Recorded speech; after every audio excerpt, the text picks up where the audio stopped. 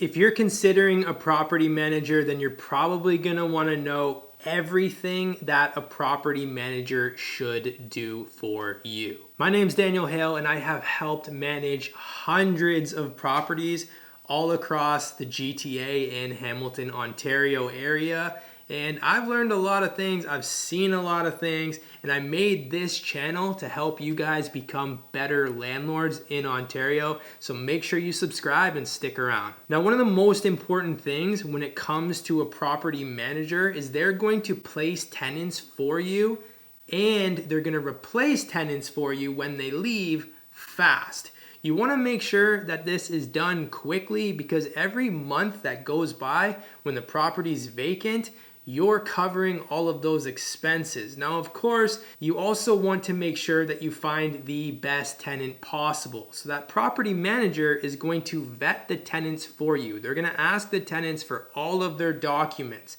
They're going to review them for you, and they also should sit down with you and review those documents with you, because at the end of the day, that tenant is going to be your tenant. Even if you don't communicate with them and your property manager does, you want to make sure that you look at it, you know who's in your property, and you also get a good feel and a good vibe for them, and you approve that tenant with the property manager. If one of you has a bad feeling about them, don't do it. But also make sure that you review these documents, because I have seen property managers out there that just want to place the tenants so that they can start getting paid or they can get their 1 month's rent. This is important. Check everything. Make sure you also have a good feeling for them. But a good property manager will find you good tenants, and they should find you good tenants, because the truth is, if they're managing your property, they're going to want to hear from that tenant the least amount of times as possible. You don't want to be Friday night and that tenant's messaging you and you're complaining, or you're finding out they're damaging the unit, they're causing issues. You want to make sure they're good tenants, because it benefits you and the property manager. The next thing that they'll do for you is they will also collect the rent for you and enforce that rent if the tenant is consistently paying late or not paying at all. But the property manager should collect the rent for you, and they will remit the funds to you every single month. If the tenant is late, then they will know exactly what forms to file against that tenant to make sure that the tenant starts paying on time.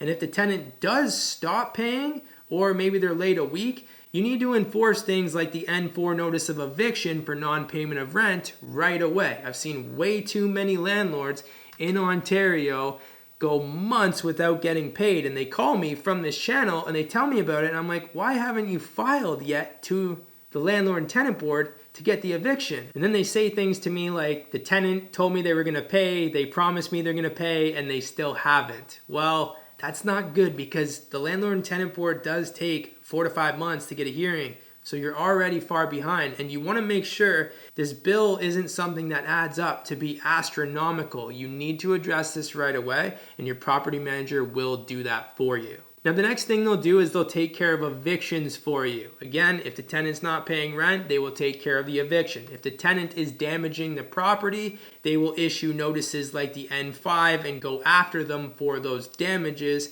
and get them evicted if it is something that is out of the ordinary, like normal wear and tear. And I did actually just have a landlord from this channel call me that's managing their property, and they were super upset. They told me their tenant just moved out. They just renovated the unit a year ago. They spent $40,000, and they told me that the entire unit was a mess and damaged.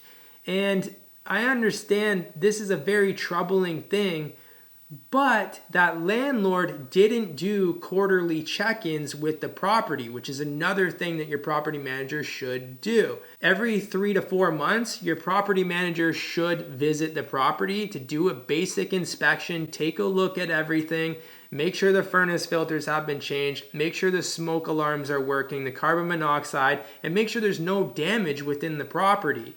After some time, when you see how the tenant's living, if they're extremely clean and they take care of the property, then you can scale that back. You don't need to do it every quarter. But especially at the start, you should be checking in, and your property manager should be doing these things for you. And if they do see anything that needs repairs, that is minor wear and tear that you should address right away so it doesn't get worse, that is the landlord's responsibility, they can reach out to you, let you know about it, and you guys can discuss it and then find somebody that can do those repairs. Which is another thing the property manager should do for you. You don't want a property manager that just sends you random bills that they authorized themselves because something needed to be fixed.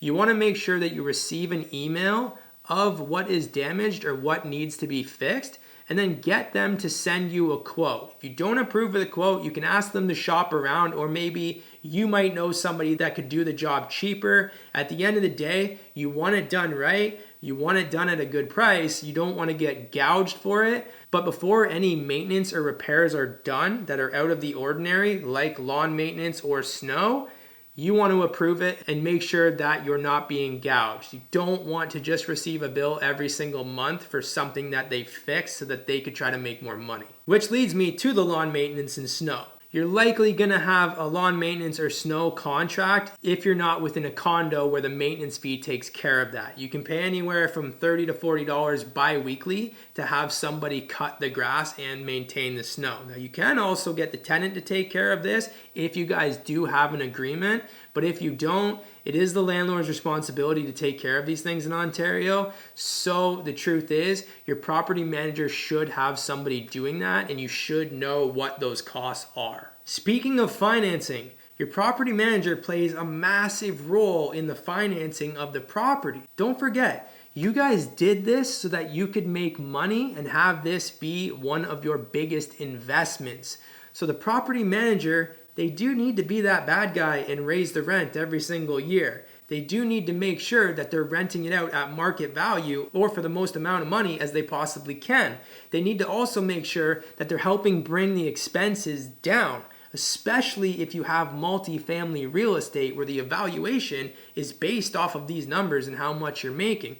But overall, you want to make sure you keep the rent at market value. You want to keep the property in good condition, and you need somebody that's handling all of this for you. And the property manager should be doing that for you. In my opinion, it's one of their biggest jobs because you want that value to stay high. Now, the other thing is the tenant communication. You want to make sure the property manager is handling all of the tenant communication. For yourself as the investor, the landlord, it's actually such a beautiful thing when you don't know your tenant's name and they don't even have your contact information. They reach out directly to the manager. Trust me, when it's Friday night, you've worked all week or you're trying to focus on your business and scale to the next property, the last thing you want is a tenant messaging you on a Friday night that there's a leak in the toilet or something small that the property manager can take care of for you and eliminate those headaches so that you can focus on everything you do every day and your next investment plan. So make sure you have a good property manager that's taking care of all the tenant communications and taking care of those headaches for you. Now, the last thing I want to touch on is the property manager. If you haven't bought your place yet, if you have not bought a property yet, they can help you by telling you what you should and shouldn't buy.